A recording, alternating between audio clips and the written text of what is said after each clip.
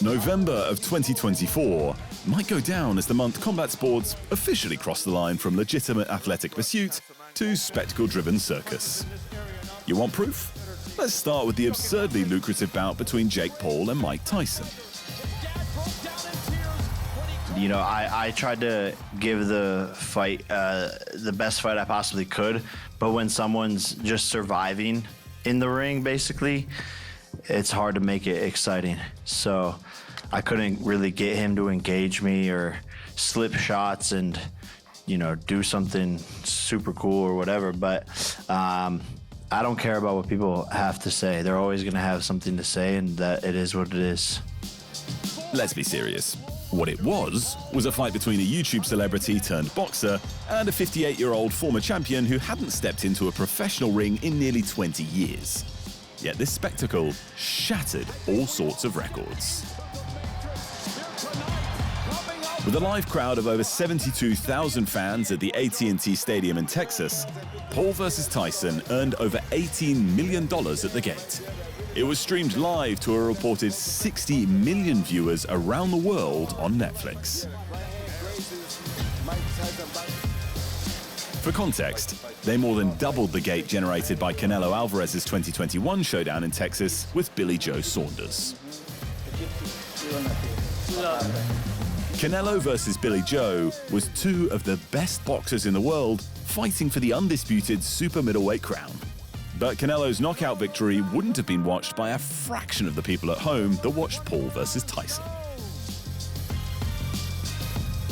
And what is going on with your ear over there, Jake, if I could just ask that? I'm not getting my bit off on Friday night, so I got my diamond spiked ear covers right there. All right.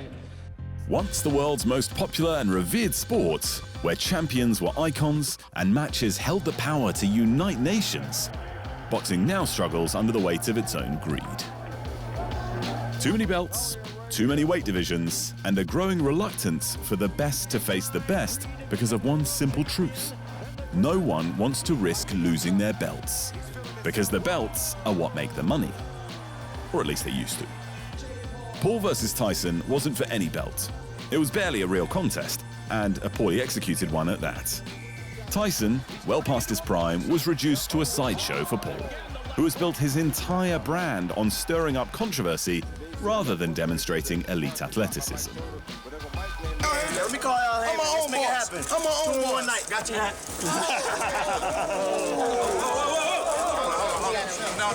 Boxing's saving grace on the night, at least for some, came in the form of the rematch between Katie Taylor and Amanda Serrano, a genuine championship bout that lived up to the hype.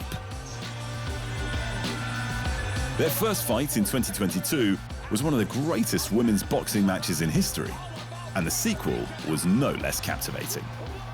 This was the exact sort of fight that should be headlining record-setting, history-making cards. But Taylor versus Serrano 2 was relegated to second billing. Behind a fight that was essentially a glorified exhibition bout. There was a point where, you know, I was just like, okay, he's not really engaging back. And so I don't know if he's tired or whatever. And I could just tell, you know, his age was showing a little bit. And I just have so much respect for him. And that like violence war thing between us, like after he slapped me, I wanted to, you know, be aggressive and take him down and knock him out and all that stuff. But that kind of went away as the rounds went on. Thank goodness the UFC is immune to such farcical nonsense.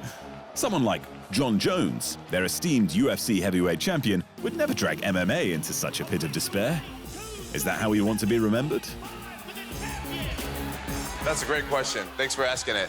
I want to be remembered as a guy who came, saw, and conquered. But conquered who? On the same weekend, Jones defended his title against the UFC heavyweight GOAT Stipe Miocic.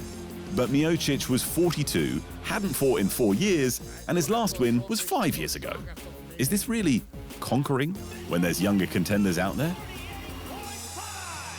Even worse, Tom Aspinall, who held the interim heavyweight title, was left in the dust. What's the point of the interim title if the interim champion doesn't get to face the champion when they return?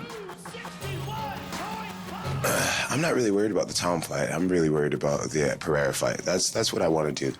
That's what I want to do, and I think if the UFC wants to have me back, then I think that's the fight they'll make. And worse still, Jones won, and Aspinall will still be left in the dust if Jones has it his way.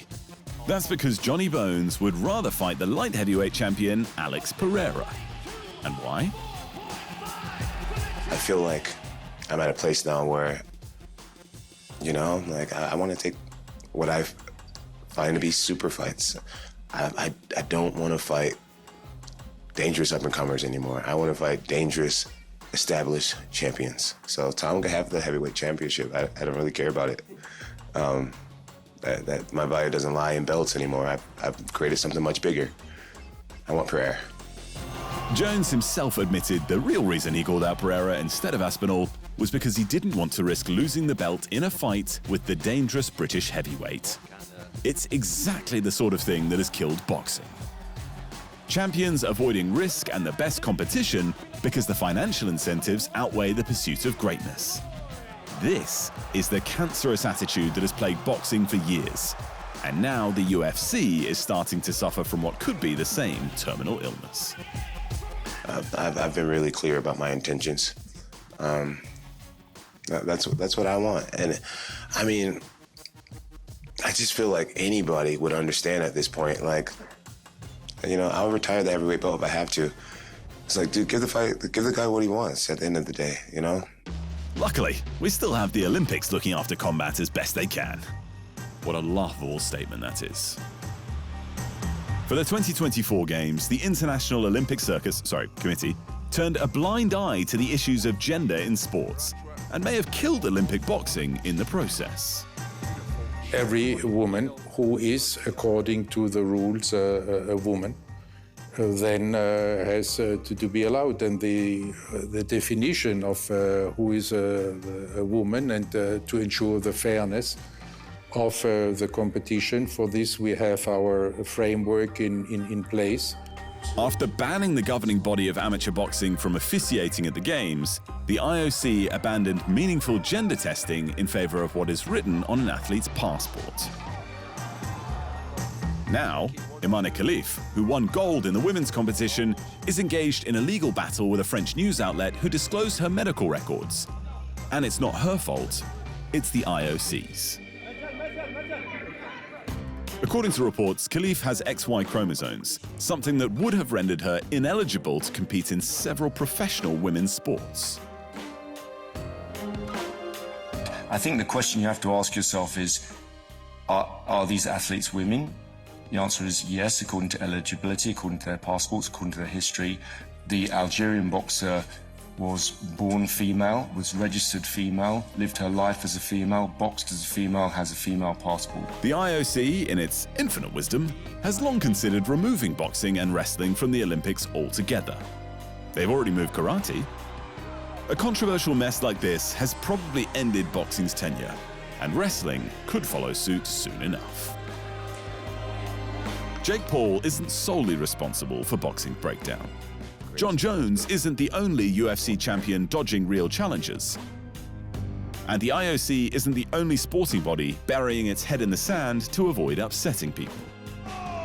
But when you look at the state of combat today, it's clear that everyone involved must commit to fostering real competition, or combat sports will become little more than a circus sideshow.